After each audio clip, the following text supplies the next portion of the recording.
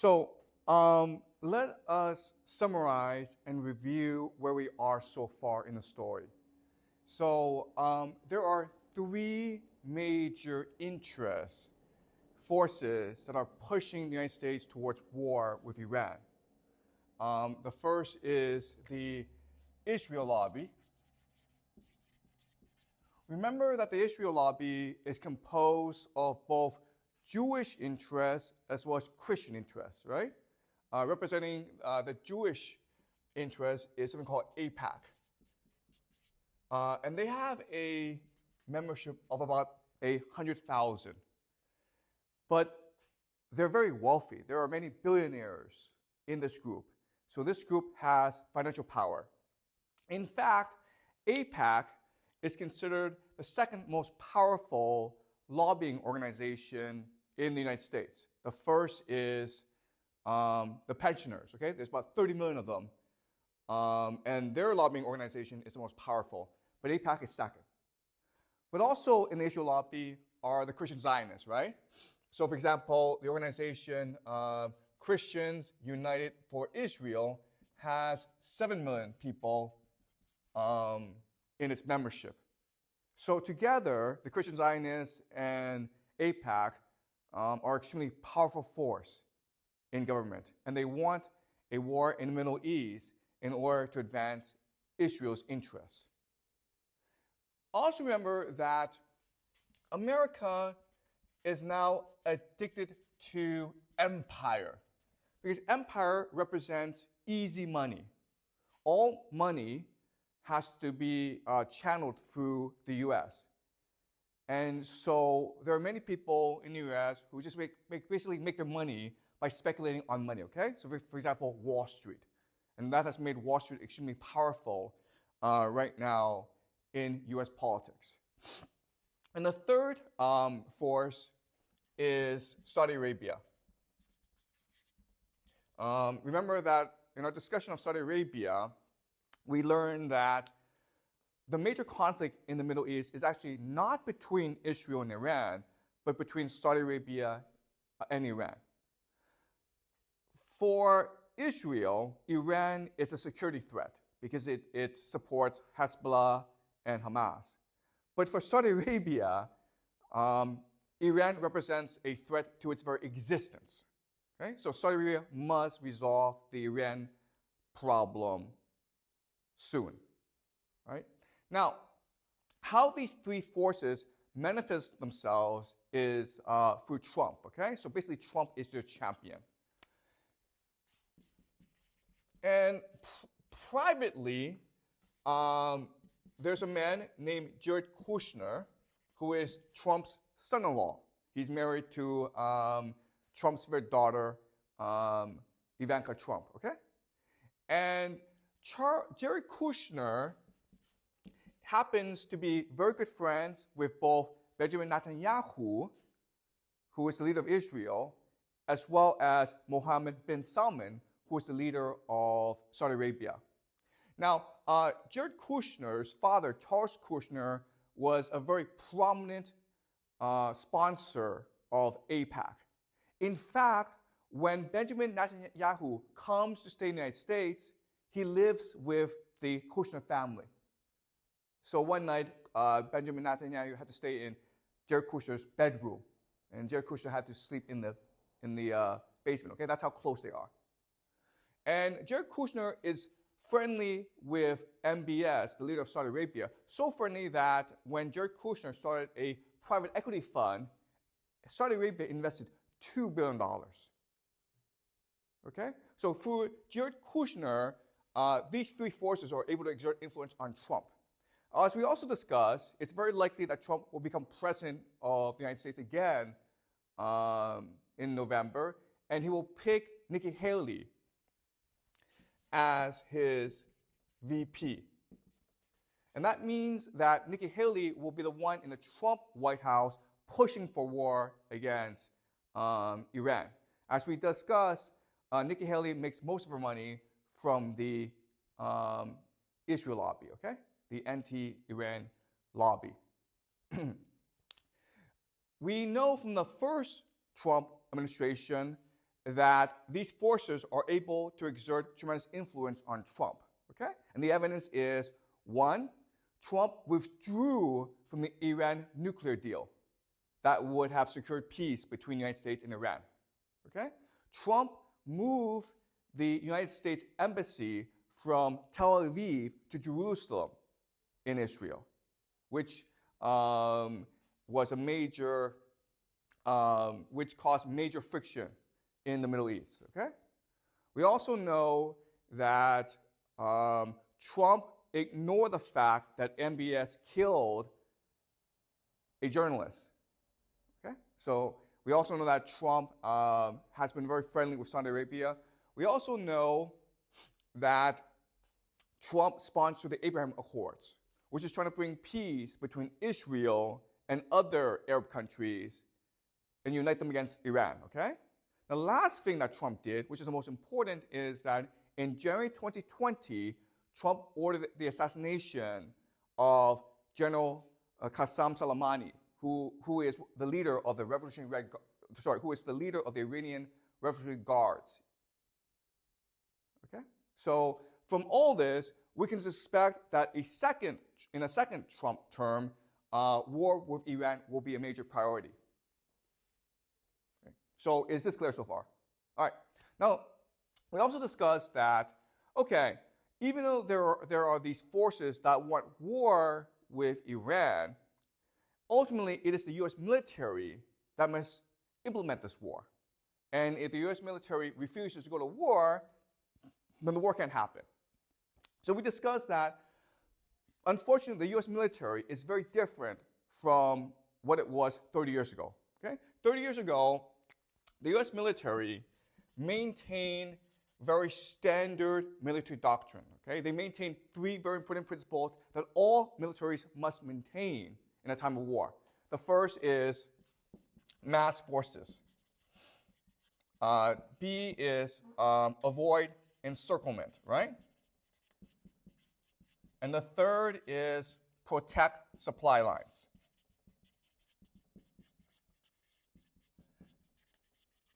Now, the important idea is that when you fight a war like this, okay, which is traditional warfare, you must have the consent of the public, okay? Because it is the public that sends soldiers, that provides money, that gives you political support. But in 2003, the U.S. military changed its military doctrine to one of shock and awe. Okay? And what shock and awe means is that you don't have to follow these three principles anymore. You can use air supremacy. You also have technological omniscience. And you also have special forces. And this allows you to fight wars cheaply, quickly, and decisively so that you no longer need public political support for fighting wars. And as we also discussed, this created the idea of hubris in the American military. So the American military, because of the 2003 war in Iraq, are confident they can win any war, any place, against any enemy. We know that this doctrine is actually not true. And we know because of something called Operation Prosperity Guardian. Okay? So a few months ago, the Houthis, which are a rebel group in Yemen, they started to attack ships in the Red Sea. Okay? And a lot of trade goes through the Red Sea. So the American military dispatched a massive naval force against the Houthis. Were the Americans able to defeat the Houthis? No, they were not. And so what are the Americans going to do about it? What can they do about the Houthis? What's the solution to this problem? You have these pirates, the Houthis, going around and attacking th's ships, which is affecting international commerce. And that's why inflation is such a huge problem right now in the world. So what's the American military going to do about this? What can they do about this? The answer is nothing. Okay? The American military has no solution. Why? Because they don't have the forces necessary in order to undertake an operation against the Houthis. They have special forces, they have air supremacy, and they have technological omniscience, satellites, but they don't have infantry. They don't have lots and lots of ships. Therefore, they cannot stop the Houthis, okay? And what's really important is that Joe Biden has come out and said that, yes, we know we are losing the war in the Red Sea, and yes, we know that we cannot stop the Houthis, but we are going to continue on this path, okay? Does that make sense? This is the idea of hubris. Not knowing your limitations. And when you are faced with your limitations, you refuse to accept your limitations. Okay? And that's why when the US military is given the order to invade Iran, they'll probably go along with it because they cannot imagine the possibility that they could be defeated in Iran. Okay? And then you have the Iran Revolutionary Corps, okay? The Revolutionary Guard. And as we discussed last class, they want war with the United States because they're very angry about US interference in Iran, right? So during the Shah regime, which was a brutal police state from 1953 until 1979, the Americans were the ones who were backing this police state. So there are many who are angry about this. They're also angry about the fact that the U.S. continues to protect Israel and Saudi Arabia. Okay? And they're also angry about the fact that Trump killed General Soleimani. Okay? And as we discussed, it's possible that the Revolutionary Guard Corps killed last week the president of Iran, Ibrahim Raisi, because he was preventing war, okay? So they want war with the United States. So you see the map, right? You see the logic of this, where there are powerful forces in the United States pushing the United States towards war. You have Trump, who has basically agreed in his first term to raise or increase escalation with Iran. Within the Trump White House, there'll be Jared Kushner and Nikki Haley to push this war, both privately and publicly.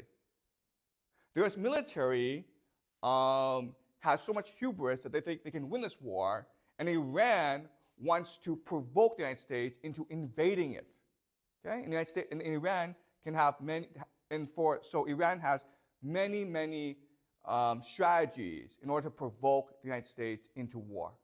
Okay, basically, the United States is looking for a reason, and Iran wants to give them a reason.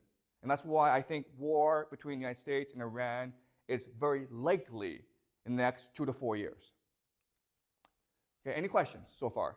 Are we clear about where we are so far before I move on? Any questions? Okay, so now let's talk about the actual war. So here, most of this is speculation, okay? But I'm using speculation in order to help us better understand what a war would look like, okay? So let's pretend that it's March 2027, okay? And Trump goes on TV.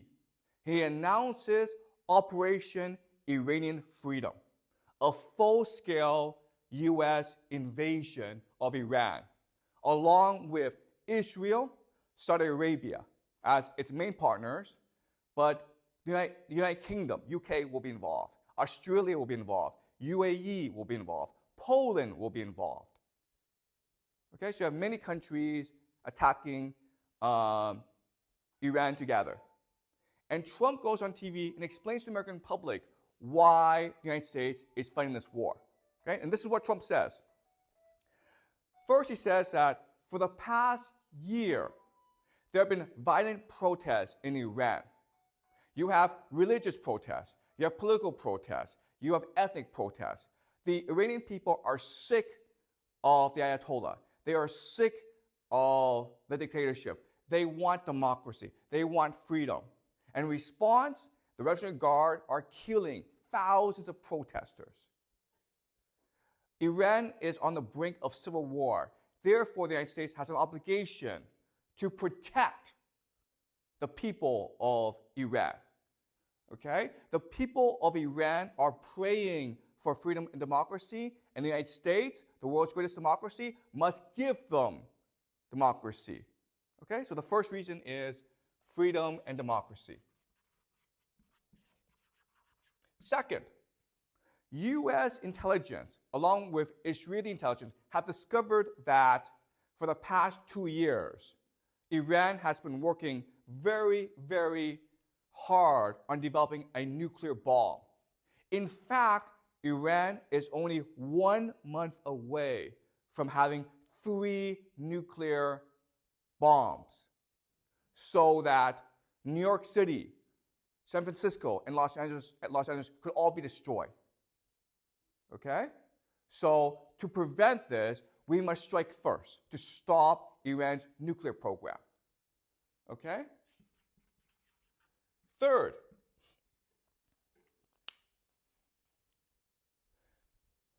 Iranian proxies, the Houthis, Hezbollah, many groups, have been disrupting shipping in the Middle East, in both the Red Sea and the Strait of Hormuz.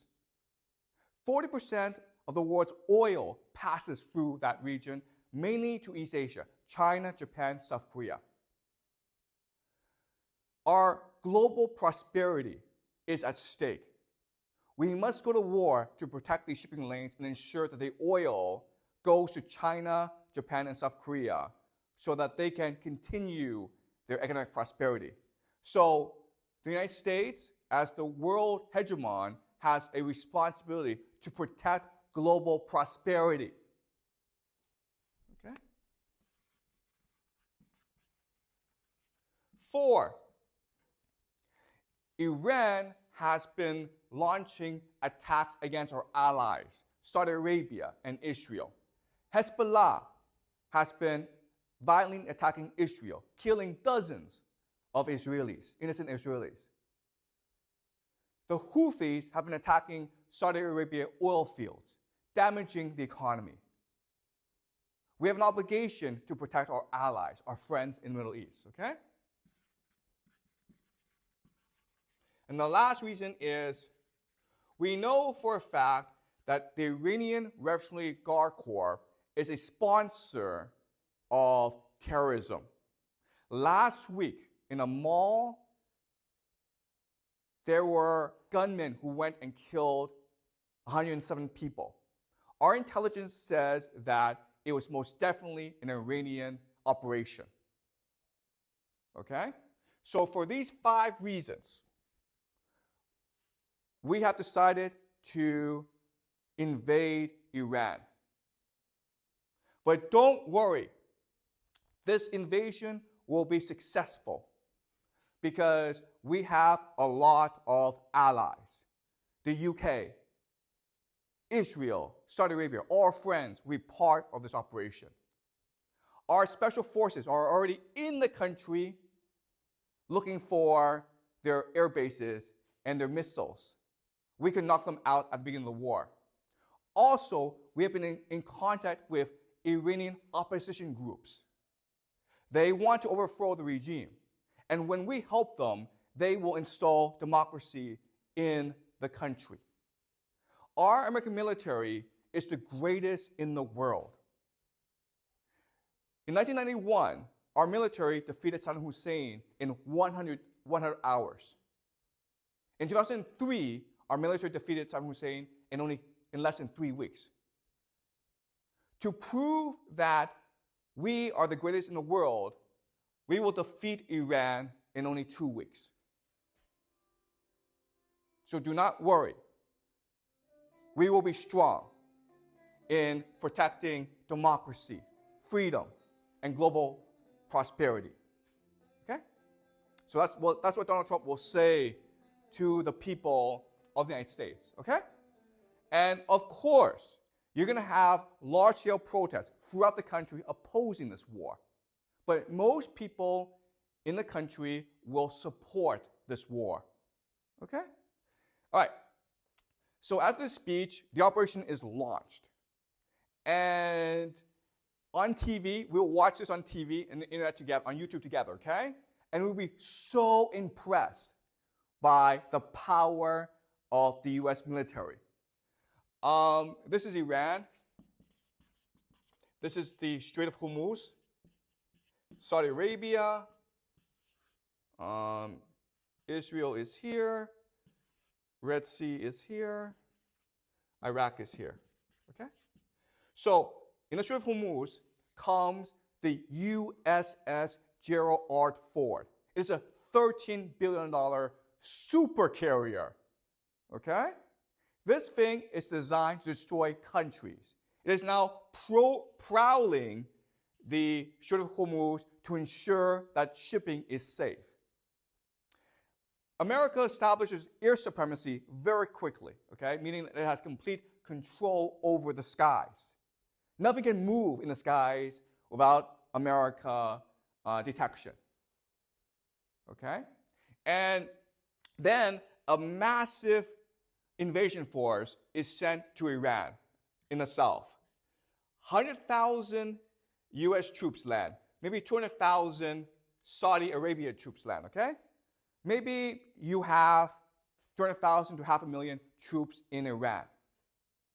And they are about to strike Tehran in the north, okay? So in the south, the United States and its allies have established a foothold. They have a huge presence in the country, and they're about to attack Tehran, okay? All right. Do you understand what has happened? Okay. Now I want to ask you this question. At this point, I think the war has been decided. Who has won the war? America has established air supremacy. It controls the skies. U.S. Navy controls the seas. You have 100,000 U.S. troops in country ready to strike Tehran. The war has been decided. Who has won the war?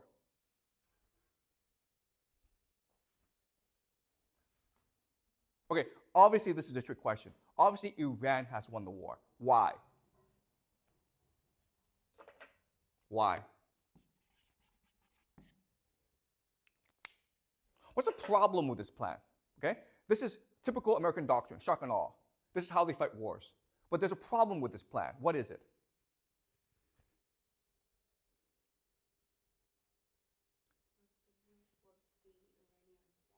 Why would the Iranians want this?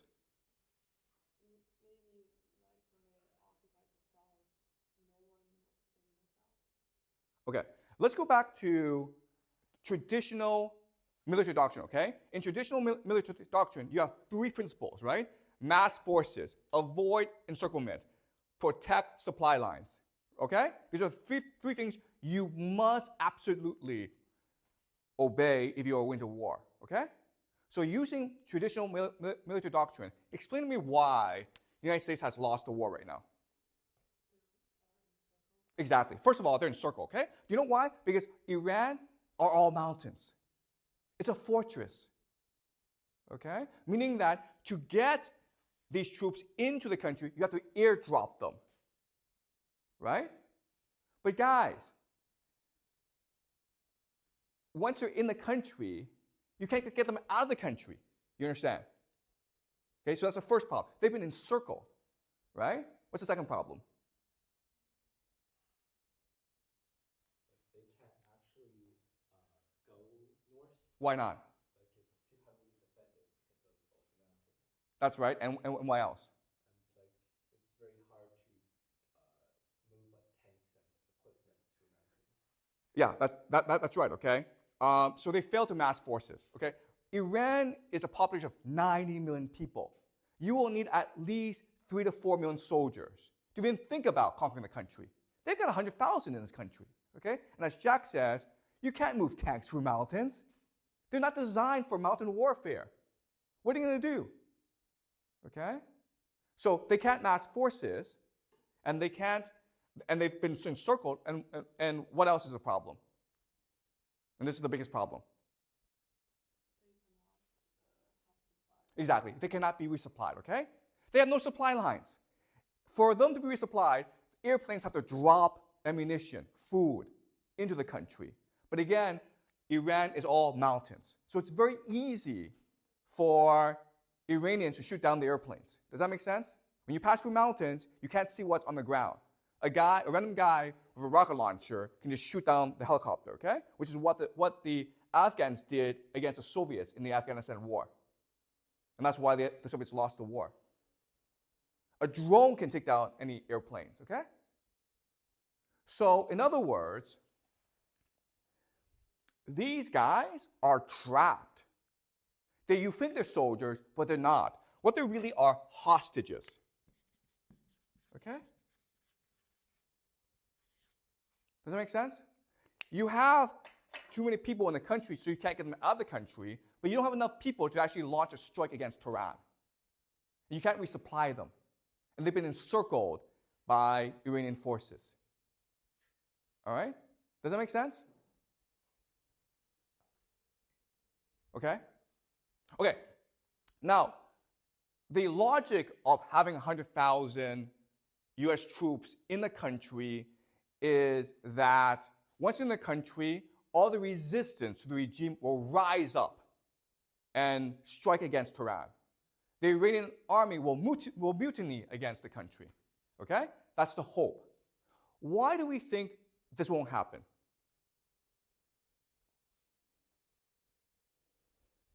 Why won't the Iranians revolt against their government?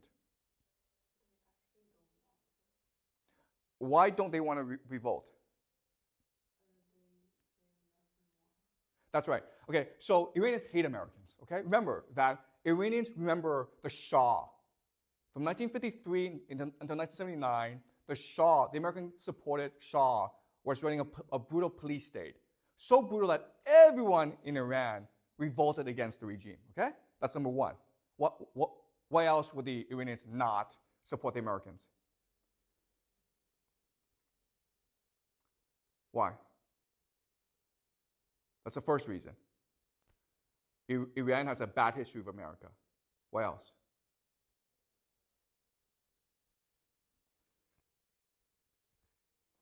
Guys, which country is next door?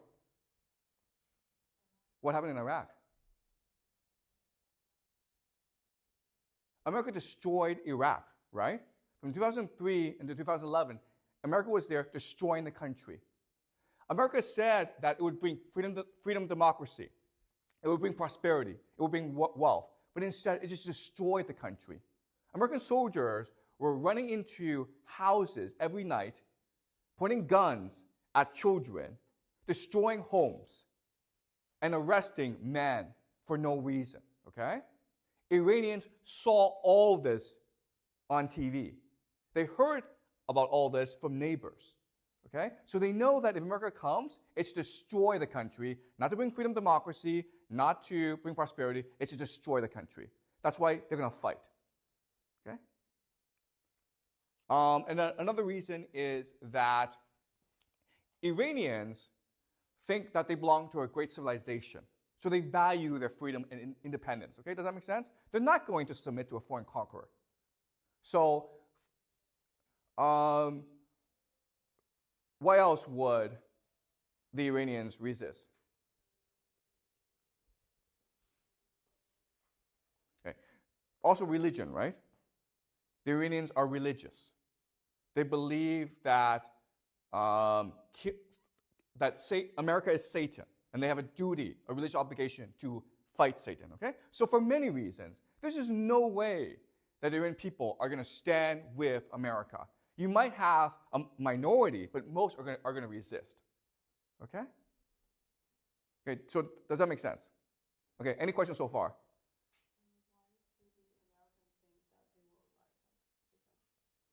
Okay, so that's a great question. Why would the Americans think that the Iranian people will rise up? And the answer is that they need to justify the invasion. Does that make sense? They have to have a logical explanation for why this invasion will succeed. Because one of the criticisms against them will be like, you need 4 million people to invade Iran. They don't have 4 million soldiers. They have at most 1 million soldiers, okay, total throughout the world. they have about 60,000 in the Middle East. So they can't get 1 million soldiers. So the only explanation is, okay, well, we're going to pretend that once we invade, the people of Iran will support us. Do you understand? So it's not based on truth, but it's a explanation for why the invasion will succeed. Does that make sense?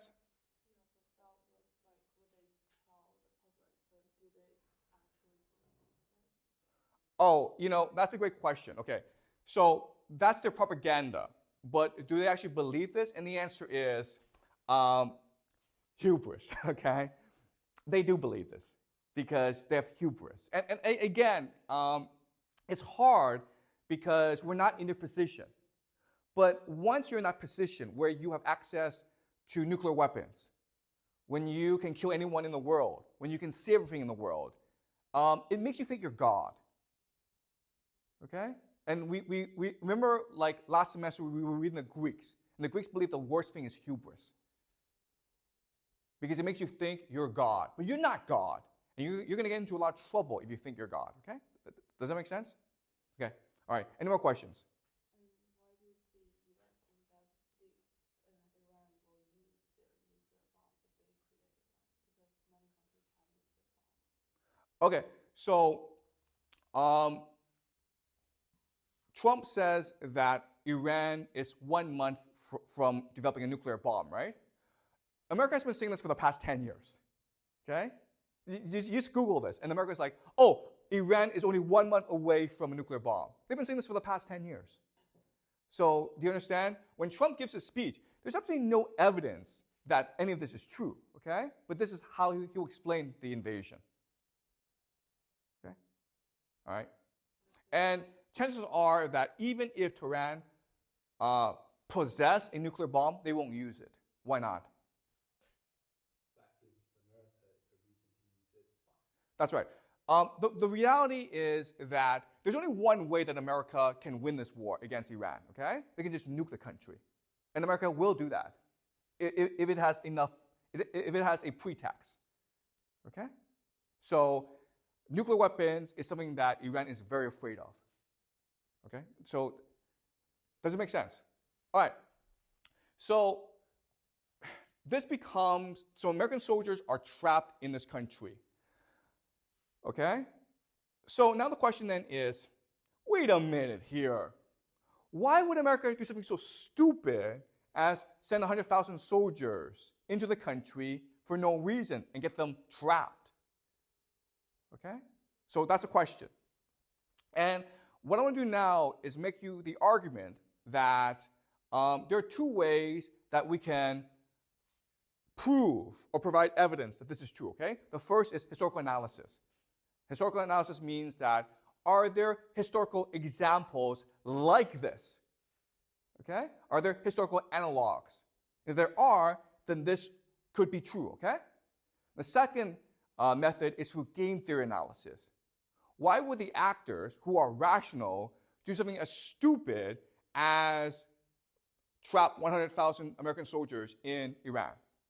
All right? So we'll first do historical analysis to find historical analogs, examples, sort of similar to this. And then we'll look at game theory to try to reason out the motivation of the actors. Okay? So let's first look at game theory. Oh, sorry. Let's first look at historical analysis. Okay, so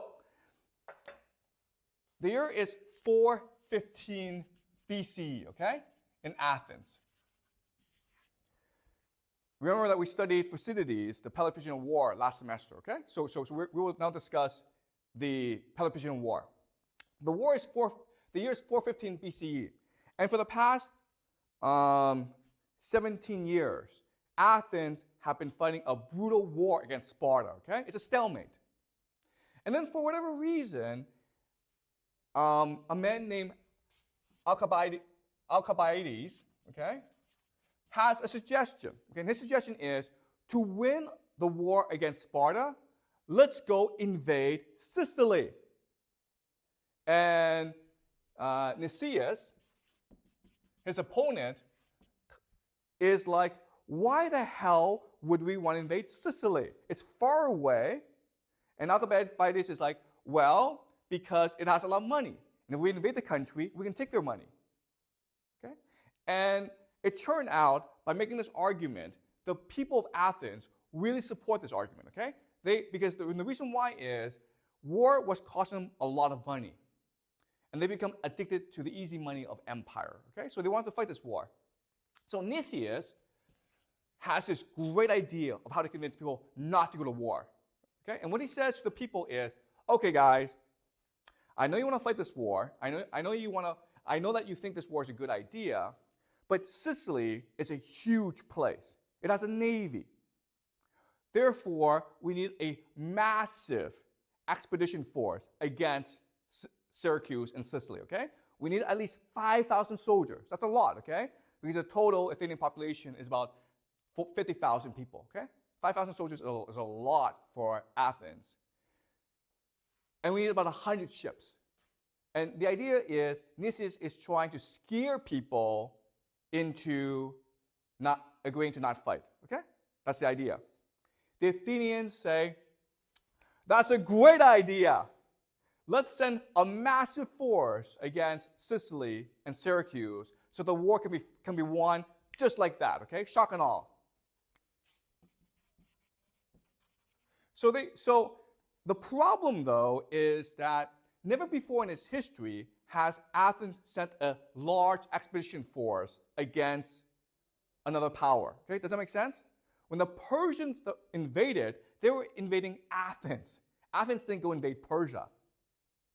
So when you have sent a massive expedition force against another country, what is your number one problem?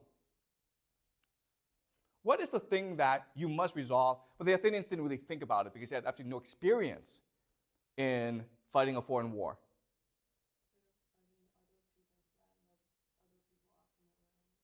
Okay.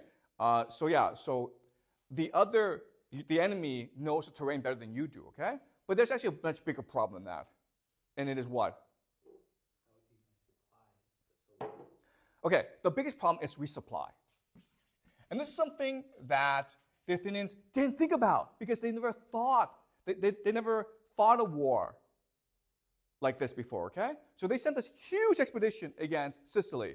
And Syracuse, which was a naval power, were surprised because they were like, why would the Athenians want to invade us, okay? So for the first year, the Athenians were destroying the Syracuse army. And the Syracuse army had to retreat back into their city, okay? And so the Athenians laid siege to the city. Okay, the Athenians, Syracuse is here, the Athenians are here. And the Athenians control the sea, right? Okay? So this situation is very similar to this situation, okay? Do you understand? But then what happened was that the Athenians couldn't resupply themselves. And the reason why is Syracuse also had a navy, and they could stop the Athenian navy from resupplying the Athenian troops. And therefore, the Athenian army was wiped out in Sicily. And this caused the Athenians to ultimately lose the war against Sparta, and it caused the Athenian Empire to collapse. Okay? Do you understand? And again, historians have been trying to figure out for a long time why the Athenians would do such a stupid thing as to send a huge army against Syracuse. Because the risk of failure was catastrophic. Okay? And the only answer is, well, the Athenians had hubris, okay? They never really lost the war, and they had become addicted to empire, which is the same situation America finds itself in today. Okay? Does that make sense, guys? All right? So this has happened before in history, when the Athenians invaded Sicily and lost to Syracuse. Their entire army was wiped out in Syracuse, okay? Because they couldn't resupply their army. Does that make sense? Right. The second example we can look at is the Vietnam War. So in the beginning of 1960, okay, the beginning of the decade, most Americans have never heard of a country called Vietnam. Okay? Most Americans didn't know what it was, didn't know where it was, okay? By the end of the decade, in 1969, 500,000 American soldiers were in the country, destroying everything, okay, but also getting destroyed themselves. 58,000 US soldiers died in Vietnam. So the question then is, how did this happen? Why would this happen? 1960, Vietnam was a distant country no one's ever heard of. By the end of the decade, 500,000 US soldiers were in country fighting this war against an enemy they really didn't know. Okay? In 1971, the Pentagon Papers came out. And the Pentagon Papers was a history of America's involvement in the Vietnam War dating back to the 1950s, okay? And it made three major points. The first point is that American leadership, military leadership, has been expanding the war in Vietnam without public knowledge, okay? This is what we call mission creep. So maybe at first they sent some observers to the country, then they sent some advisors, then trainers, then soldiers, okay? So mission creep. Slowly over time, things escalate. And you don't really understand why things escalate, but they do, okay? Second point is that American leadership, from very early on, knew the war was unwinnable. This was the greatest military in the world. They dropped more bombs in Vietnam in the 60s than all bombs were dropped in World War II, okay? And they could not win the war. And the reason why is, to win a war, you have to solve three problems, okay? The first problem is clear strategy, okay? What are you trying to accomplish in this country? What are your clear military objectives, okay? Second is, you must adapt to the battlefield, okay? Because all your best plans will change over the course of the battle, okay? So the adversary that is most willing to adapt to the battlefield will win, okay? And the third thing is the will to fight. So if you want to look at a war and who's most likely to win the war, you ask these three questions. One, does this guy have clear military objectives that everyone understands? Because that will determine strategy, okay? Second is this guy adapting to the battlefield? And the third is this guy, does this guy still have the will to fight? If the answer is yes to all three questions, then the person will most likely win the war. Okay, and if you look at the Vietnam War, even though America was killing a lot of people, it killed 3 million Vietnamese during the course of the war. It was not destroying the enemy's will to fight. In fact, it was making them angrier. And therefore, more people were willing to fight the Americans. Okay? So very early on, the American political leadership knew the war could not be won. So then the question then is, why did America stay in the war? And the answer is credibility. Okay? Credibility just means they didn't want to lose face. They didn't want to be laughed at by the Chinese and by the Soviets and by the Europeans, okay? But there's actually another way to understand credibility, and it's what we call the sunk cost fallacy. Okay? Have you guys heard of the sunk cost fallacy? Okay, and the idea is never ever go into a casino. The reason why is that when you go into a casino and you start losing money, at some point you cannot leave the casino. Why not? You feel like you lost so much, so now you have to make it back. Exactly. You want to reclaim the money you've lost, okay? You've invested so much that you cannot leave. You have to get that money back. And that's a problem with war. Eventually, you've invested so much, you cannot leave the war. And that's what happened in Vietnam. America invested so much, it didn't want to leave the war because it did not want to admit that all this has been lost. Okay, it's what we call the sunk cost fallacy. And that's why, even though America could not win the war, it still wanted to fight the war. Okay, does that make sense? Okay, so the Vietnam War is another example, okay, that is similar to this, where America invests enough soldiers that it refuses to lead the war and admit defeat, okay? Does that make sense, guys? All right. Now, let's look at one more example. And this is the most recent example, and it's the Russian-Ukraine war. Now, as you know, in February 2022, Putin ordered a special military operation against Ukraine. Okay? And this is Ukraine. And Russia attacked from three axes. Okay? The north to take Kiev, the capital. You have the east to take Donetsk. And then you have the south from Crimea to take the south. Okay? And as we know, the north failed. Okay? The north attack failed, and the Russians had to turn back. But the east and the south were successful. Okay? Now, let's think about this. You have an extremely powerful military attacking your country, the Ukraine.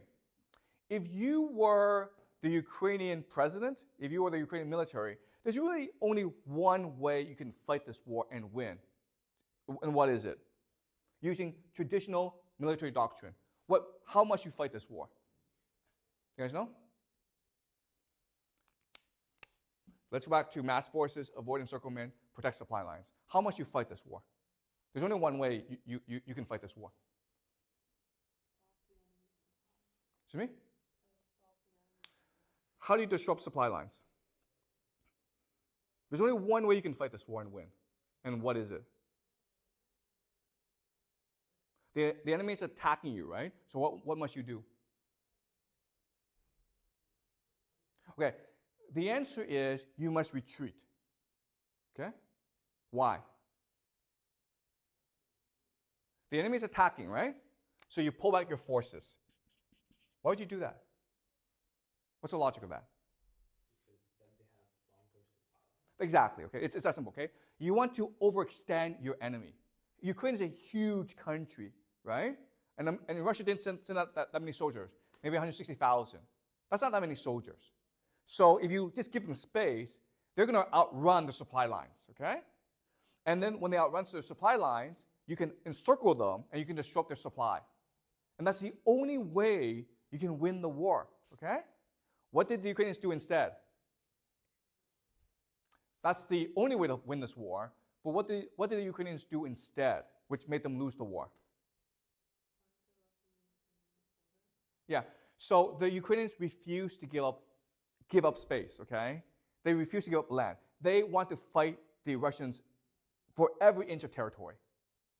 And eventually, because the Russians had more forces, mass forces, they were able to push through, okay? So that's the first major mistake that Ukraine made. But then last summer, Ukraine launched something called a counteroffensive, right? So once Russia was able to take space, because Russia is a land army, it started to develop fortifications, defenses, okay? Mainly artillery. And had 3 lines of defenses. And in the summer offensive, the Ukrainian military, for whatever reason, sent tens of thousands, hundreds of thousands of soldiers against this artillery, and the Russians blew everyone up, okay? Now, here's a question. Why are the Ukrainians doing this? They've lost the war now, right? They have no more soldiers. Right now, the average age of the Ukrainian army is over 40 years old. They have guys in their 60s and 70s fighting in the military. They don't have enough manpower. The war is lost. Why would the Ukrainians do this? First of all, why would they fight for every inch of territory? And why would they launch a counteroffensive against a superior enemy? What's the problem? Okay, the first is their president, Zelensky, the guy's a TV actor, okay? Which means that he doesn't think strategy. He just thinks what looks good on TV. So for the first 2 years of the war, we're watching this on TV, right? And it looked as though the Ukrainians were going to win this war, right? I remember like 2 years ago, people were saying that the Ukrainians are going to march to Moscow and overthrow Putin. People were saying that, okay? And the reason why is that Zelensky is a master of public image manipulation, okay? He was distorting reality for people through television. The problem with that, though, is it's not reality, guys, okay? The reality on the ground is very different from TV, okay? So who else is like Zelensky in this world? Trump is exactly like Zelensky, okay? Do you understand? Trump is also concerned about what looks good on TV. He's like, I must look strong. We must look as though we're winning this war. He doesn't really care about strategy, okay? So because of this, it's very likely that he orders a land invasion of Iran because it would look good on TV, okay? So the problem with Zelensky is he cared about what looked good as opposed to actually what actually worked, okay? But you also have other problems, like you have extremists in the Ukrainian military, okay? And guys, these extremists, they're Nazis, they're neo-Nazis. And so the traditional understanding of Nazis are people who kill Jews, okay? But the Russians don't understand Nazis that way because remember, Germany and the Soviet Union fought this war. So the Russians understood Nazis to be enemies of Russia who want to kill Russians. And there were many neo-Nazis in Ukraine. They hate Russia. They want to kill as many Russians as possible. Okay? And they're the ones who are pushing for as much war as possible. Okay? So you have these extremists in the Ukrainian military. Okay? The last reason is NATO. So it's an open secret that NATO is helping the Ukrainian military against Russia.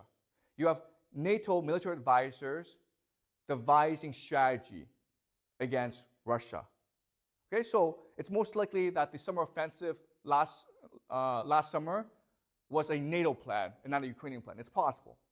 We also know that NATO special forces are in the country directing missile strikes against Russian forces. Okay? Which means what? If this is true, and if Ukraine loses the war, meaning that it doesn't have enough soldiers to continue to fight this war, what will NATO do? Yeah.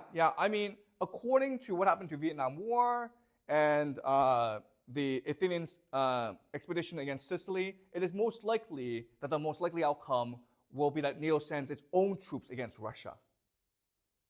Okay, so Macron of France have said that we want to send French soldiers, and the British Prime Minister has said that he is considering conscription for British people.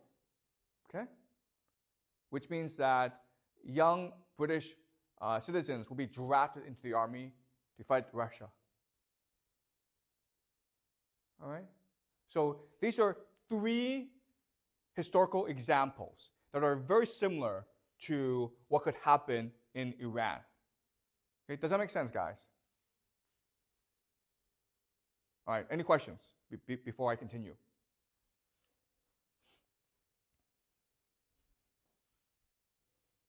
All right, is this clear so far? All right, now let's use another mode of analysis called game theory analysis, okay? And this is what I've been teaching you this semester. And the idea is that society, what happens in the real world, is a game among human beings. Okay, and each person is trying to play this game as to optimize the outcome for that person. Okay, so the question then is, why would the United States send 100,000 troops into Iran? So let's look at the individual motivations of the individual players, okay? So you have the United States. What does the United States want to do? What does it want to do? By doing what? And accomplishing what? It wants to topple the regime in Tehran, right? And you can only do that through a ground invasion, okay? So the United States is trying to topple Iran. But then you also have other actors, okay? So Iran. What does Iran want to do? What does Iran want to do? Or basically the Revolutionary Guard Corps. What do they want to do? Right?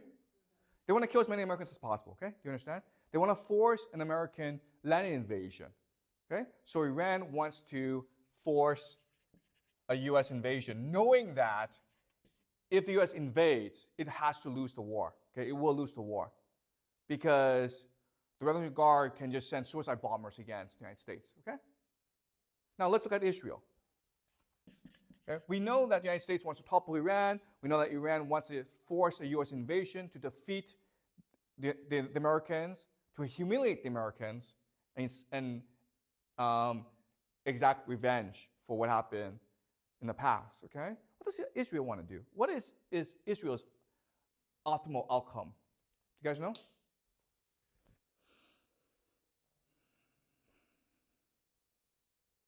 If you're Israel, what do you want to happen?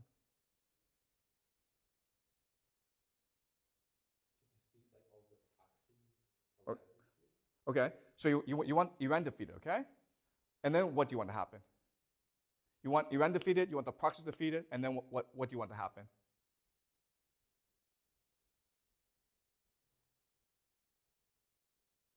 Do you want the United States to stay in the Middle East?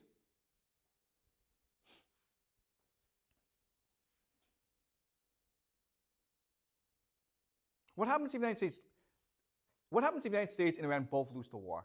I mean, Iran is destroyed as a country, the United States is destroyed as a military presence in the Middle East. What would happen?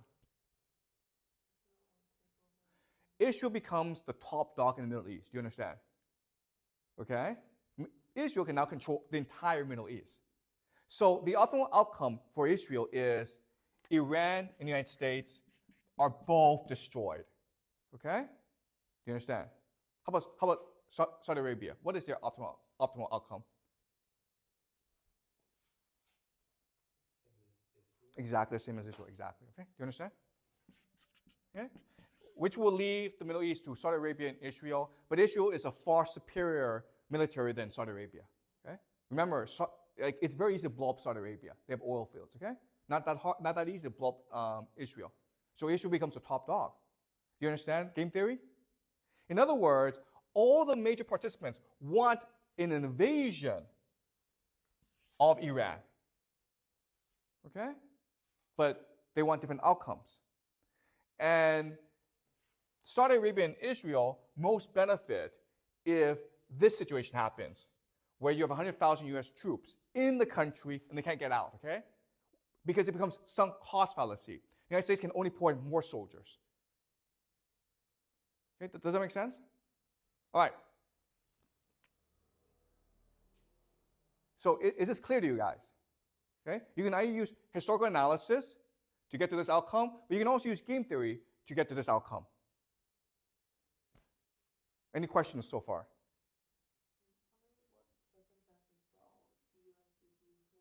Okay, great, okay. So Celine asked the most pivotal question, okay? The United States has nuclear weapons, which is its ultimate trump card, right? So what Trump can say to Tehran is like, I have 100,000 troops in the country. You have to let them go, or I will nuke you, okay? Do you understand? Trump can say that. Listen, I'm Trump. I'm Donald Trump. I need to look strong. I have 100,000 troops in the country. I can't get them out of the country. So he says to Tehran, you either let them go, okay? You either guarantee him safe passage out of the country, or I will nuke you. Right? So that's what will happen. That is what Donald Trump will do. Once the situation arises, the only way for Donald Trump to save face is to threaten Tehran and says, you either let my guys go or I will nuke the entire country. Right? So, how does Tehran get out of this situation? How do the Iranians protect themselves against this possibility? Because you're absolutely right. This is exactly what will happen if this situation will arise. Trump will respond with nuclear weapons, or the threat of nuclear weapons.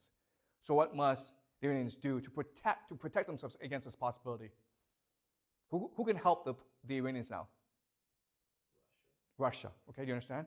So before this war happens, Iran and Russia must come to an agreement where Putin says from the onset, no one is allowed to use nuclear weapons. Okay? If Iran uses nuclear weapons, I will nuke Iran. If the United States uses nuclear weapons, I will nuke the United States. If Israel uses nuclear weapons, I will nuke Israel. Okay? If Putin says that, how will the world react? If Putin says this, you are not allowed to use nuclear weapons, how will the world react? He's a hero, right? He saved humanity. But because he says this, the United States is now trapped. Okay? You understand? And so this becomes a black hole for the United States, where they can only send in more troops. They can't get any troops out. They can only send in more troops. What's the problem with this? What's the problem with sending in more troops? No, there's actually a huge problem with this idea of sending in more troops. What is it? Okay, you can't, no one wants to go fight, you understand? The military cannot recruit soldiers. All right? But even if you did have enough troops, as Jack says, you can't resupply them. Why? Why can't you actually resupply your army? Why not?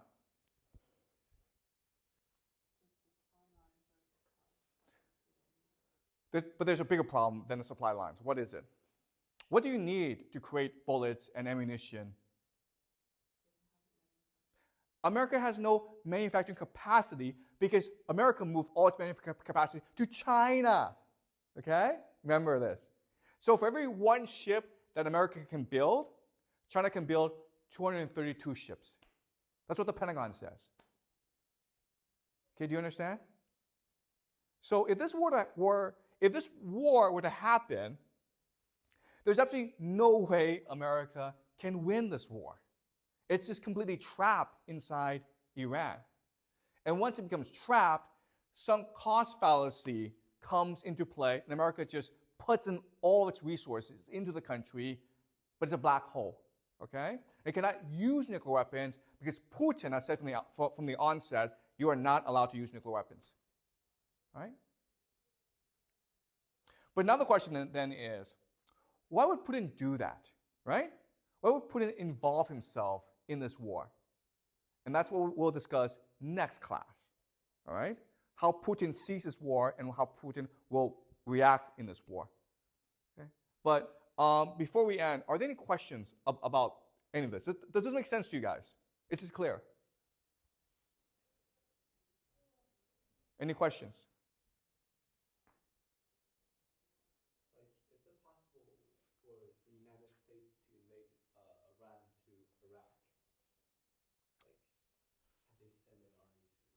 Oh, that's a great question. Yeah.